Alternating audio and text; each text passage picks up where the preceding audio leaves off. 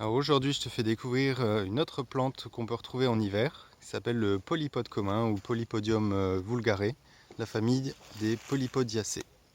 Donc c'est la plante que tu vois juste derrière avec les feuilles qui pendouillent.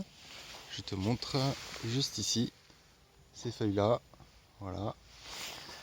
Toutes ces feuilles, on va pouvoir... alors c'est pas les feuilles qu'on va consommer, on va pouvoir consommer la racine.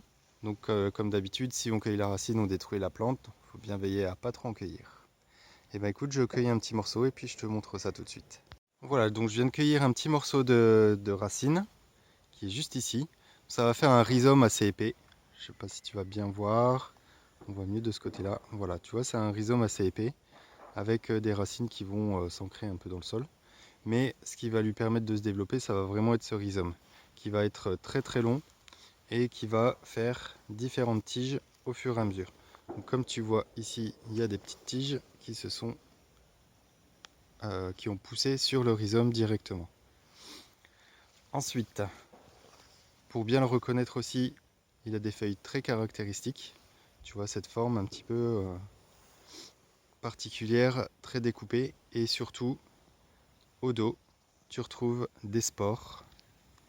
Voilà, tu vois tous les petits sacs de spores. Donc ça va être les futures plantules qui vont germer de la plante. Et ça va permettre à la plante de se propager.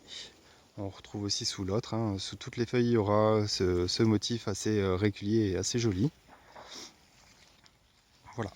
Donc le plus important dans cette plante, ce qu'on va consommer, ça va vraiment être le rhizome, qui est juste ici.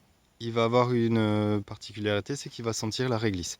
Donc tu peux l'utiliser pour aromatiser des préparations, pour donner un petit goût de réglisse à tes préparations. Voilà. Ah oui, une dernière chose importante, je t'ai pas parlé de son habitat. Donc tu vois, il va pousser sur des zones rocailleuses, comme ici, sur des zones où il n'y a pas énormément de matière organique. Il va pousser généralement sous la mousse. Donc, les rhizomes vont se développer sous la mousse devant le début d'humus qui est en train de se créer par la mousse.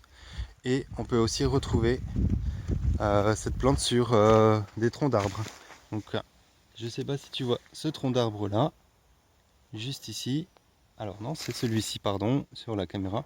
Tu as des petites feuilles qui poussent et en fait le rhizome se propage sous la mousse le long du tronc pour se développer. Voilà, donc il a besoin de quand même pas mal d'humidité parce que c'est une plante de la famille de la fougère et pas trop d'ensoleillement non plus.